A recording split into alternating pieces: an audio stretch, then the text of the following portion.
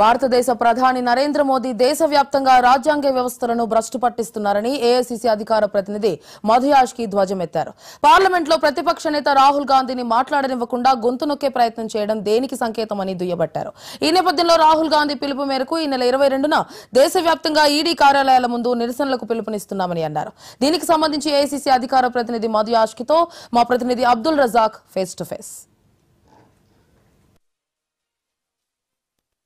రాబోయే భారతదేశ వ్యాప్తంగా కొన్ని తదనంత పరిణామాలు జరుగుతుంది. ఈ నేపథ్యంలో ఈడీ కార్యాలయాల ముందు ధర్నా చేసే యోచన దిశగా కాంగ్రెస్ పార్టీ అడుగులు వేసి దీనిపై స్పందించేందుకు మనతో పాటు ఏఐసీసీ సంబంధించిన స్పోక్స్ పర్సన్ మధు యాష్కి మనతో పాటు వారితో మాట్లాడబడి సార్, ఏదైతే కార్యక్రమాలు ఏదైతే జరుగుతూ ఉన్నాయో భారతదేశ ప్రధాని కేవలం కొంతమంది కోసం మాత్రమే పనిచేస్తూ ఉన్నారని చెప్పేసి ఏదైతే మీరు అభియోగాలు చేస్తున్నారు, ఈడీ కార్యాలయాల ధర్నా ఎప్పుడు చేయబోతున్నారు, ఎలా చేయబోతున్నారు, ఏం జరగబోతున్నారు?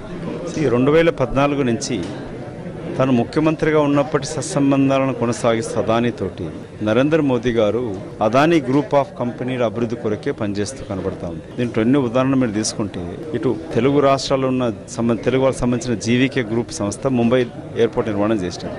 దానిపైన సిబిఐ రేడ్ జరుగుతుంది. సంవత్సర కాలంలోనే 98% ఆఫ్ షేర్స్ అంతా కూడా ముంబై ఎయిర్పోర్ట్ చేతు అదానికి వెళ్తుంది. కృష్ణపట్నం కానీ ఎన్డీటీవీ కానీ ఇట్లా మీరు లిస్ట్ తీసుకుంటూ పోతే ఇండియా సిమెంట్స్, అంబుజా సిమెంట్స్ ఇవన్నీ కూడా ఎఫ్డీఐ అంటే ఫారిన్ డైరెక్ట్ ఇన్వెస్ట్మెంట్ రావాలి.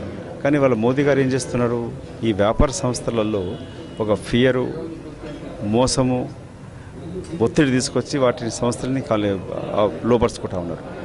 ఇది ఒకటే కాకుండా దేశ సమగ్రతకు కట్టుబడి లింక్ అయి ఉన్న డిఫెన్స్ విభాగంలో కూడా అదాని వాళ్ళకి అప్పచెప్తా ఉన్నారు.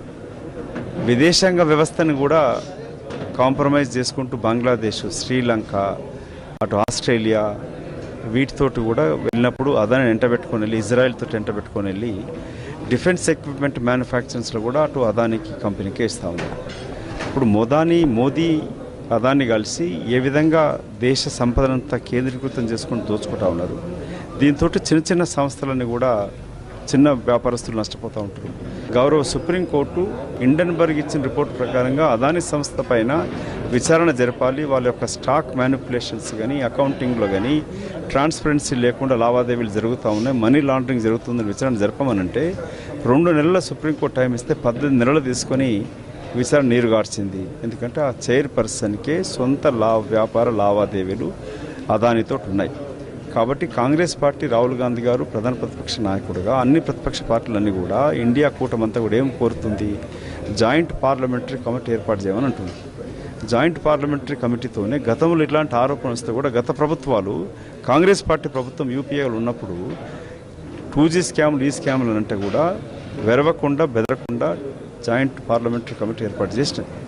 అగ్రకులం నిరుపేదలకు కూడా రిజర్వేషన్స్ లేకుండా పోతా ఉన్నాయి. ప్రభుత్వం నుంచి, ప్రభుత్వ సంస్థల నుంచి, లేక ప్రభుత్వ అనుబంధ సంస్థలతోటి ఈ ఉద్యోగాలు వస్తే ఇవన్నీ కూడా పాటించాల్సిన అవసరం ఉంది. వీటన్నింటిని తుంగలు దొక్కుతూ రాజ్యాంగాన్ని కాలరాస్తూ చేస్తున్న మోదీ అదాని యొక్క నెక్సెస్ని బహిర్గతించడానికి పని రేపు 22వ తారీఖున ఆల్ ఈడీస్ ఆఫీసెస్ పైన అక్రాస్ ద కంట్రీ ఈ ప్రొటెస్ట్ చేయాలని కూడా నిర్ణయం చేయడం జరిగింది. హిండెన్బర్గ్ ఏదైతే ఉందో దానికి నివేదికపై మీ స్పందన ఏమిటి? హిండెన్బర్గ్ నివేదిక పైన సాక్షాత్తు సుప్రీంకోర్టే సోమోటోగా తీసుకున్నది. ఇవాళ కొత్తగా హిండెన్బర్గ్ ఏం రిపోర్ట్ ఇచ్చింది, ఎవరినైతే విచారణ చేయమని చెప్పి గౌరవ సుప్రీంకోర్టు ఆదేశించిందో ఆ విచారణ సంస్థ అధిపతురాలే అదాని గ్రూప్లో ఇంట్రెస్ట్ ఉంది, ఆమె ఇన్వెస్ట్మెంట్ చేసిందని చెప్తుంది. దానిపైన సుప్రీంకోర్టు మేము అడుగుతున్నాం, సోమోటో కింద సుప్రీంకోర్టు విచారణ చేపట్టాలి. సెబీ పైన వాళ్ళ ప్రజల నమ్మకం పోయినప్పుడు ముదుపరులకు నష్టం జరుగుతుంది. ఒక వర్గానికి, ఒక మతపరమైన వ్యక్తులకు వ్యతిరేకంగా తీసుకొస్తున్న చట్టం దేశాన్ని విభజించు పాలించనే బ్రిటిష్ వాళ్ళ యొక్క విధానాన్ని అమలు చేస్తుంది నరేంద్ర మోదీ గారి ప్రభుత్వం. దాన్ని కాంగ్రెస్ పార్టీ పూర్తిగా వ్యతిరేకిస్తుంది. ప్రస్తుతం ఇది ఇక్కడ ఉన్న పరిస్థితి. భారతదేశ ప్రధాని నరేంద్ర మోడీ కేవలం కొంతమంది వ్యక్తులకి లబ్ధి చేకూరే విధంగా మాత్రమే పనిచేస్తూ ఉన్నారని చెప్పేసి తెలియజేస్తూ ఉన్నారు.